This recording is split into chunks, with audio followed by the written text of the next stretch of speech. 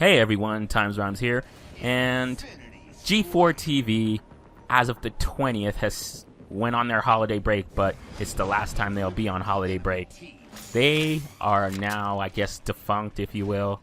Is defunct a word? Is defunct a word? I have no idea now. I don't know why, my brain is frazzled. But no more in-studio programming, and early next year, they'll now become some sort of Esquire network.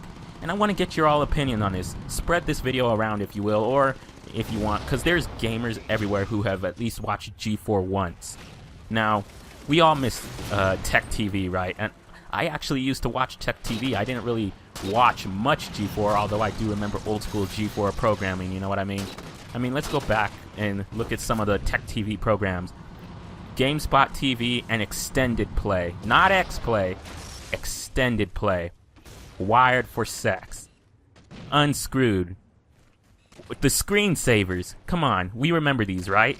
Or how about this one? How about this one? I always loved Call for Help. I always loved Call for Help and Anime Unleashed. And these are just a few of the shows on Tech TV that were just pretty awesome. And then I remember a lot of the G4 shows as well, but again, I primarily watched Tech TV for Extended Play. And Arena, though. Arena, Filter, Cinematech Nocturnal Emissions, Cheat, Portal, Judgment Day, which I believe is called, what, Review on the Run? No, Reviews on the Run in Canada. And then G4TV.com, G4TV.com, the show. And, man, I remember when G4 and Tech TV merged together. And people were hesitant. The fans predicted it. They said something was going to happen. I was more open-minded. I thought, hey, maybe there'll be some good to come of this, and maybe they'll get some, now that these two giants in the gaming, I guess there weren't many giants in the gaming TV market, but these two giants merging together on the gaming TV market could do something. But then G4 pretty much wiped out all traces of Tech TV. And renamed some of the shows and yada yada, but pretty much wiped out all traces of Tech TV, and very slowly started to deteriorate into just syndicate programming like Cops. When they first acquired Cops, I remember reading the press release. I was like, I can see Cops on 20 different channels, 20 other channels. Why would I want to tune to G4 and watch Cops? And I really hate Cops anyway, but the TV show at least. The actual force is another can of worms. But I actually hated Cops, the TV show. So why would I tune into G4 specifically to watch it? And then they started buying all these other programs and yada yada. And you know what? I don't blame the actual people at the G4 studios. I blame NBC Universal. I don't think NBC Universal, which is G4's parent company, had full backing or even full knowledge of what gaming were. They weren't interested in a gaming network. They were more interested in a broader market. And I wonder how that worked out for them. I mean, well, I guess MTV is still doing well since they went to a broader market. Not seemingly as well to the music aficionados like back in the day when MTV was just music. But look at how well Spike TV did.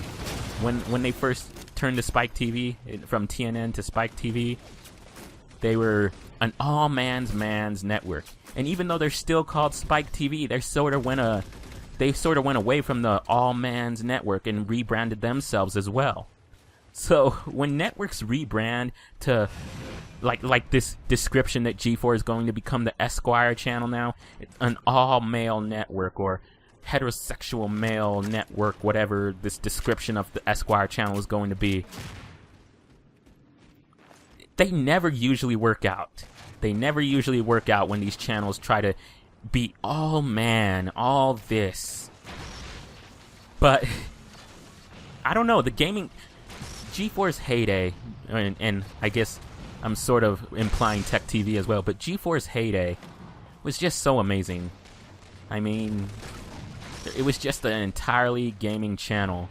And I guess we'll never see another gaming channel on TV, because now we can go on YouTube and just search YouTube channels with just gaming entirely.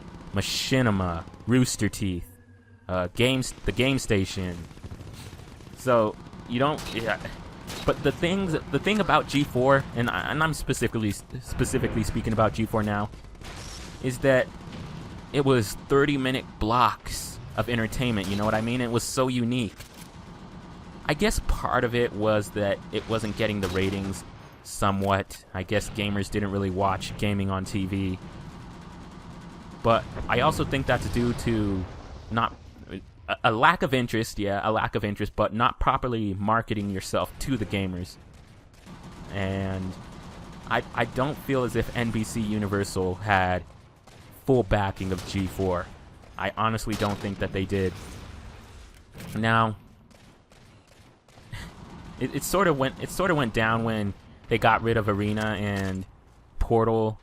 I remember watching Portal all the time, and even sort of recently, I believe around 2006 or 7, when Cheat turned into this segment on X-Play instead of a 30-minute show. I remember the producers were posting on the G4 forum saying that it was so tough to get episodes of Cheat out there that now it's just going to become a segment on X-Play. And I was like, man, that sucks.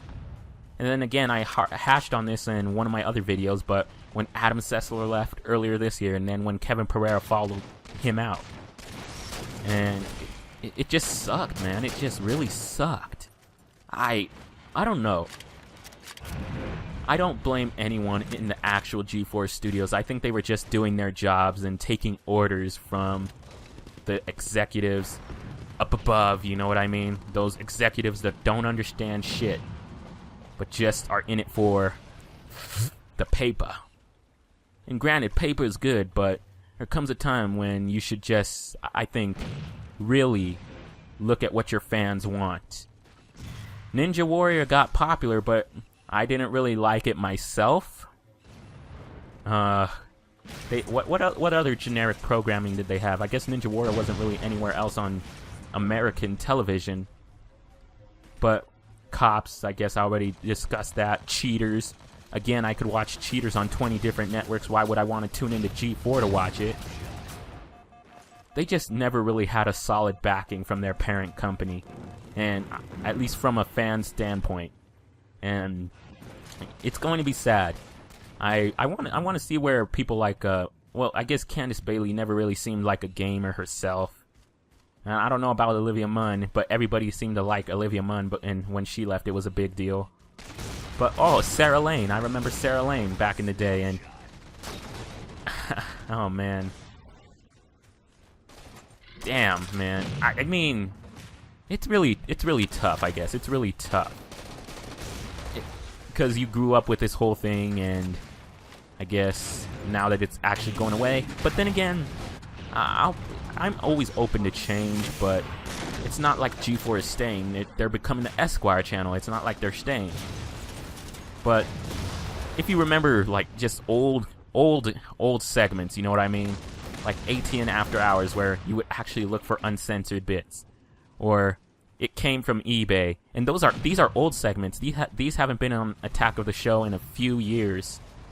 Jimmy the Geek. What is it? Sarah's Damn Good Website with Sarah Lane, and The Lush, or what have you. And Women of the Web, even. I miss Women of the Web. I would always watch that for specific reasons. But then, you remember Brendan Moran's book club? Brendan Moran's book club on Attack of the Show, when it would be like a comedy sketch and about a book, and Brendan Moran was funny. I remember that. And I even remember the tune. It's Brendan Moran's book club, and I just remember that. So many memories, man. But I want to say that I appreciate the people who have worked at G4 throughout the years, because I know there's a lot of hard work, and there's a lot of heartbreak going into this decision from NBC Universal to sell it to the Hearst people, or what have you. I believe that's their Esquire's parent company name. But I want to be able to see these people do. I obviously won't know if these people do well, because a lot of them were behind the scenes, but at least the ones that I'm knowledgeable of, I want to see them go on and have great careers, possibly in the gaming industry. I believe, I don't know where Adam Sessler went, but Morgan Webb, even Blair Herter. Blair Butler was awesome. Blair Butler was just amazing. Kristen Adams, wherever she decides to go, you know what I mean? These people who were still at G4 and sort of reminded you of the old G4 with their shows, you know what I mean? So yeah. I don't know. You remember when Attack of the Show used to have those bands every Thursdays? Live studio Thursdays or something like that, and then even the chat at the end of the show where they would go into the chat room and answer questions. Just good times, man. Good times. I'm gonna miss it all. But as they say, and I know it's so cliche, and I'm probably going to talk about it again in a video coming soon, all good things must come to an end. All good things must come to an end. And again, I don't blame the actual G4 studios, but I blame NBC Universal and not having full backing of G4. We lost a great network. We lost a great network, but it was time. Thank you all for joining me. See y'all later.